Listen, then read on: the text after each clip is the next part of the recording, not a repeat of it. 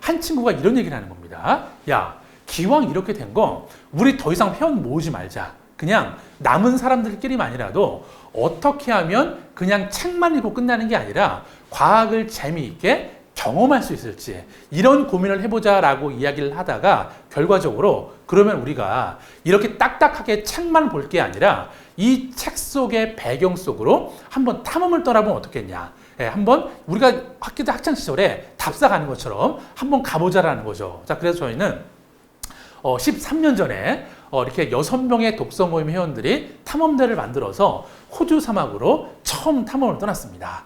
자, 그런데 탐험을 가보니까 확실히 다른 게 있더라고요.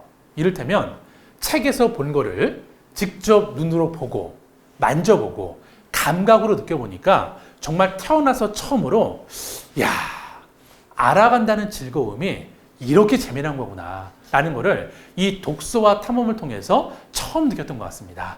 자, 그래서 저희는 이때를 계기로 해서 1년에 한 번씩 지구상에서 과학적으로 의미가 있는 곳들을 하나 둘씩 탐험하기 시작했습니다.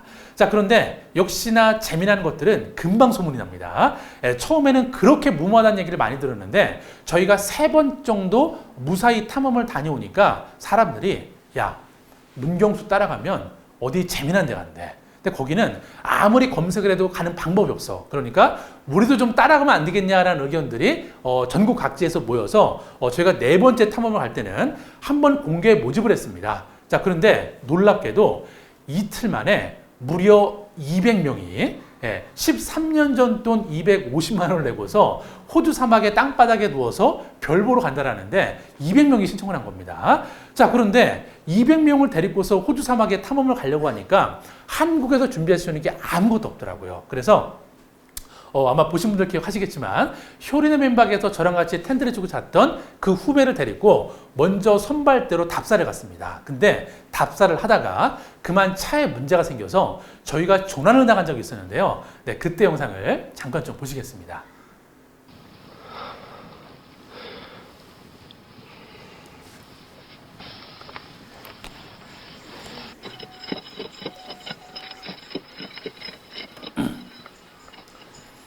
네, 일단 차가 모래 구덩이에 빠져서 저희가 12시간 동안 모래를 퍼내서 겨우 차를 꺼냈습니다.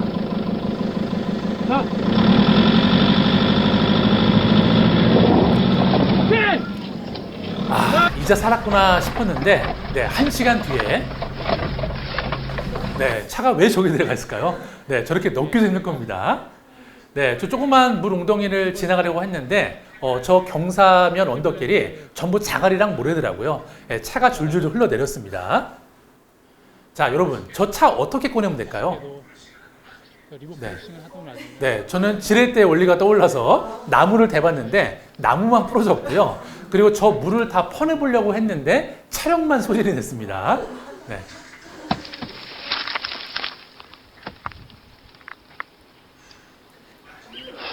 킴벌리 정글 한가운데 지금 떨어졌습니다. 네, 저렇게 크게 한숨을 2번 쉰 다음에 저희는 생존에 필요한 최소한의 도구만 챙겨서 사막을 걸어 나왔던 적이 있었는데요. 바로 조난 1일차 때 모습입니다. 자, 여러분 지금 저 두 젊은이의 얼굴 표정이 어떻죠? 네, 네, 뭔가 사단이 났죠? 네, 분명 사단이 났습니다. 자, 저희가 첫날 한 15km 정도를 걸어서 이동을 했더니 너무 힘이 들어서 땅바닥에 쓰러져 잠이 들었습니다.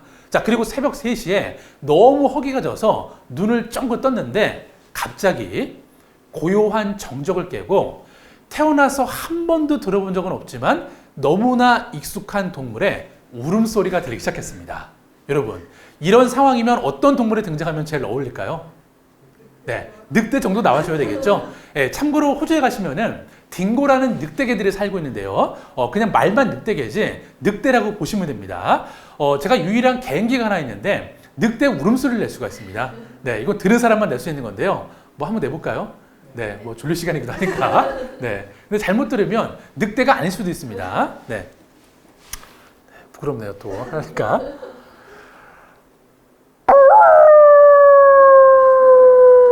네, 늑대인가요? 닭인가요? 네, 뭐 중요하지 않습니다. 네, 정말 다큐멘터리에서 들었던 늑대 울음소리랑 너무나 동일했습니다. 대장 늑대가 선창을 하면 부하 늑대들이 화음을 넣어줍니다. 즉, 한 마리가 아니라는 겁니다.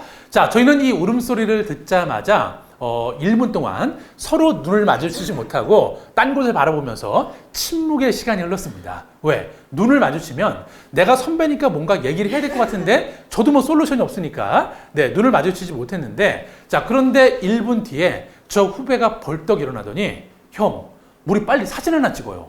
야, 왜 그래? 그랬더니 형, 이게 우리 영정사진이 될 것 같아요. 그러는 거예요. 네. 뭐 보시는 것처럼 누가 봐도 영정각이죠. 예, 하지만 둘 다 공대를 나왔기 때문에 이성적인 머리로 판단을 해보니까 우리가 잘못될 수도 있으니까 이렇게라도 기록을 남겨서 흔적물을 남겨놓는 게 맞다라는 판단을 했고 자, 그런 다음에 또 공대생의 숙명은 문제를 해결하는 겁니다. 자, 그래서 여명이 박는 대로 왔던 길로 도망치기 위해서 배낭의 무게를 줄이기로 했습니다. 자, 그런데 저 당시에 저희 배낭에는 침낭, 버너, 노트북, 카메라 이 4가지가 들어있었는데요. 만약 여러분들이라면 이런 상황에서 어떤 걸 버려서 배낭의 무게를 줄이시겠습니까? 자, 일단 노트북이랑 카메라를 버리겠다. 손 한번 들어보시죠.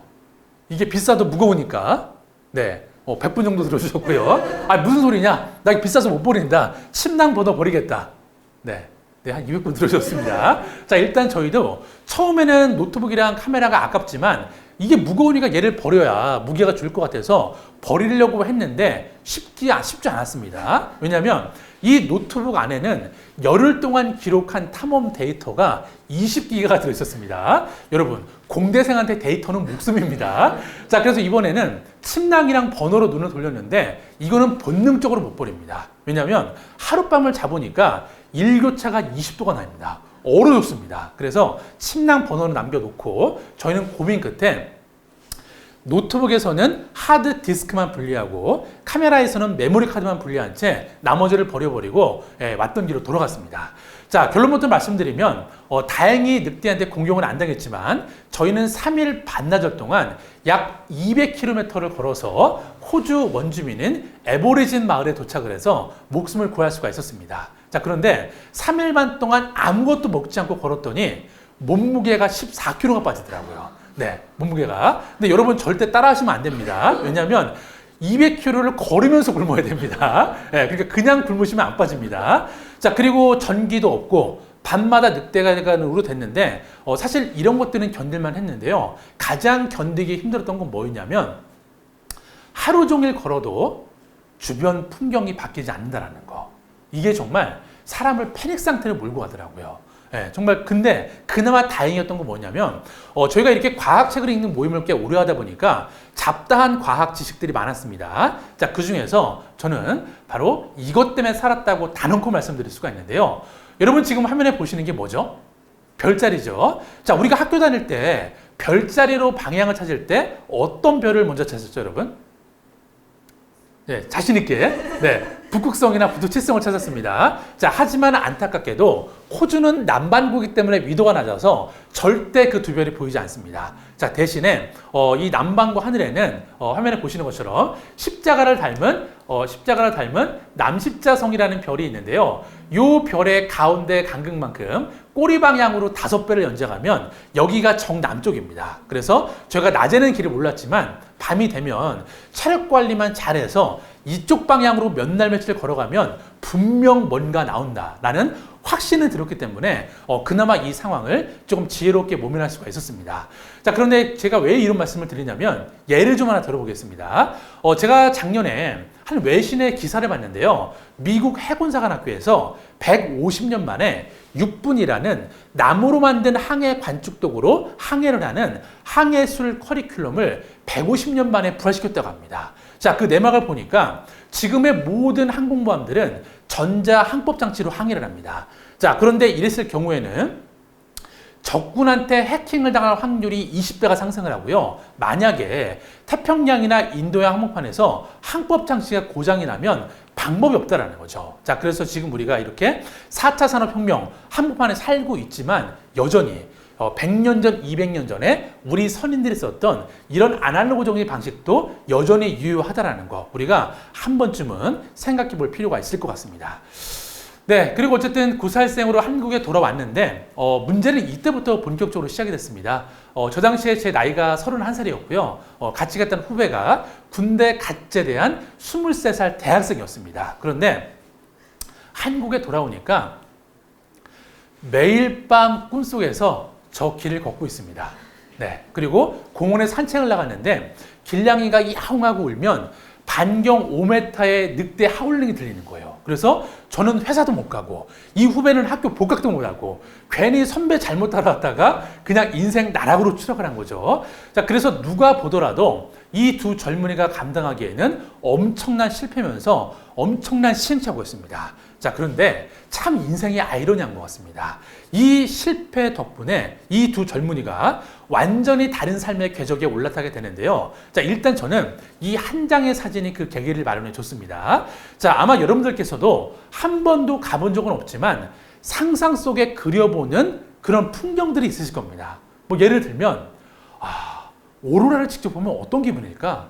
내가 우주에 가면 어떤 기분일까? 자, 그런 게 있죠. 자, 저한테는 바로 저런 풍경이 상상 속에 그리던 풍경이었습니다. 자, 첫날 걸어 나오면서 이런 상상을 해봤습니다. 야, 이렇게 갈대가 끝없이 펼쳐져 있는 사막 한가운데 누가 일부러 심어놓은 것처럼 어린 왕자에 등장하는 바오밥나무 한 그루가 다 심어져 있으면 얼마나 아름다울까? 라고 상상을 했는데 그날 오후에 이런 풍경을 마주합니다. 그리고 그 다음 날에도 이에 준하는 풍경을 마주하다 보니까 힘은 들었지만 문득 이런 생각이 들더라고요. 약간 오글거릴 수는 있는데요. 내가 발을 딛고 살고 있는 이 지구라는 행성에 대해서 조금 더 자세히 알고 싶다. 그래서 이 탐험이라는 거를 내가 취미로만 할 게 아니라 뭔가 직업적으로 창직을 해보면 어떨까라는 생각을 이때를 계기로 본격적으로 하게 됐고요. 그리고 같이 갔던 후배는 저 당시에는 서울에 있는 한 사립대학의 항공우주공학과를 다니던 전형적인 우주 덕후였습니다. 정말 머릿속에 우주밖에 없던 친구였는데 한국에 돌아오자마자 거짓말처럼 머릿속에서 우주가 지워져 버렸습니다. 자, 왜 그랬냐면 조난 첫날은 제가 힘은 들었지만 비교적 재미있게 걸어 나왔습니다. 뭐 걸어 나오면서 그 인생을 살면서 부모님께 잘못한 일 순위 매기면서 고해성사하면서 앞으로의 인생은 정말 덤이니까 열심히 사회를 위해서 살아보자. 자, 이렇게 걸어 나왔는데 몇 시간 뒤에 태양이 점점 이동을 하면서 정 가운데에서 내려지니까 수은주가 49도까지 올라가는 겁니다. 애가 점점 이상해집니다. 형, 우리 살 수 있어요? 형, 우리 죽는 거 아니에요? 다음 날은 아예 길을 걷다가 땅바닥에 주저앉았는데 아무리 흔들어도 얘기를 하지 않는 겁니다. 자, 그래서 제가 선배니까 또 이렇게 얘기를 했죠. 야, 이럴 때일수록 우리가 행복하고 긍정적인 생각만 해야 이 역경을 벗어날 수 있다라고 말했지만 체력적으로 벼랑 끝에 몰리니까 아무리 쥐어짜내도 머릿속에 행복하고 긍정적인 이미지가 안 그려지는 겁니다. 자, 그런데 저는 그러고 말았는데 이 후배는 이거를 집요하게 호기심을 가지고서 끝까지 파고들더라고요. 아니, 결국 뭔가 생각하고 이미지를 떠올리는 거는 뇌가 담당을 하죠. 그런데 이 뇌가 누구 건가요, 여러분? 내 거잖아요. 왜 내 건데 내 마음대로 생각하는 게 안 될까? 왜 내 의식 구조인데 내 마음대로 제어가 안 될까? 그래서 이 후배는 한국으로 돌아오자마자 인간의 뇌란 무엇인가라는 빅 퀘스천을 갖게 됩니다. 자, 그리고 그 학교를 복학을 하긴 했는데 그 좋아하던 수업을 가는 동 마는 동 하면서 서점에 가서 뇌과학에 관련된 책들을 다 사모으더니 몇 달 동안 방에 틀어박혀서 그 책만 읽고 있는 겁니다. 자, 그래서 걱정돼하고 제가 찾아가 봤죠. 야, 지금 너 뭐 하고 있냐? 그랬더니 후배가 하는 얘기가 형, 나 진지하게 정말 고민을 해봤는데 뇌가 어떻게 작동하는지 너무 궁금해서 잠이 안 온다라는 거예요. 그래서 정말 진지하게 2달 동안 고민을 했는데 아무래도 전공을 뇌과학으로 바꿔야 될 것 같다라는 겁니다. 자, 그래서 제가 선배니까 현실적인 조언을 해줬습니다. 야, 네 말은 알겠는데 네가 대학원에 가서 뇌과학을 하려면 학부에서 최소한 생물학이나 화학을 이수를 했어야 되는데 너 지금 언제 이거 공부해서 언제 대학원에 가서 언제 졸업할 거냐라고 쫙 얘기를 해줬더니만 후배가 딱 한마디 했습니다. 형, 남들보다 조금 늦게 가면 어때요? 나는 지금 이게 너무 궁금해서 숨이 안 쉬어지고 잠이 안 오는데 자, 그래서 결과적으로 이 후배는 남들보다 늦게 다시 거꾸로 2년 반을 내려가서 생물학과 화학을 이수를 했습니다. 자, 하지만 늦게 시작한 만큼 목표 의식이 명확했기 때문에 결과적으로 저기 대전에 있는 지방대학교죠. 네, 카이스트에 가서 뇌과학으로 박사학위를 받았습니다. 네, 그래서 지금은 우리나라에서 아주 유명한 옴니어스라는 인공지능 패션 스타트업의 대표로 직원 40명과 함께 또 다른 탐험을 하고 있는데요. 여러분께 드리고 싶은 메시지는 뭐냐면 사실 우리 사회가 이 실패라는 실패라는 행위에 대해서 많이 인색합니다. 여러분 다 공감하시나요? 네, 뭐 이를테면 이런 거죠. 야, 너 그 남들 관심도 안 드는데 왜 그런 데 관심을 두냐? 어차피 안 될 거. 그래서 하다 안 되면 그것 봐. 내가 더 실패할 줄 알았어. 내 말이 맞지? 자, 이런 얘기를 합니다. 자, 그런데 저는 개인적으로 이 실패라는 단어가 국어 사전에서 빠지거나 의미가 좀 바뀌었으면 좋겠습니다. 제가 생각하기에는 이 실패라는 단어를 다른 문장으로 표현해 보면 또 다른 형태의 경험이라고 생각합니다. 실패는 또 다른 형태의 경험입니다. 자, 분야를 막론하고 해서 이 또 다른 형태의 경험이 축적되고 쌓이는 시간이 없다라면 절대 목적지에 갈 수가 없습니다. 요즘처럼 경험이 중요한 시대에는 여러분 이 실패라는 단어를 절대 하다 안 됐다라고 생각하지 마시고요. 내가 뭔가 이 목표를 향해 가는 필수 단계라고 생각하시고 약간 관점을 바꿔 생각을 하시면은 아마 여러분의 행보가 조금 더 목적지에 빨리 도착하지 않을까라고 생각을 해봅니다.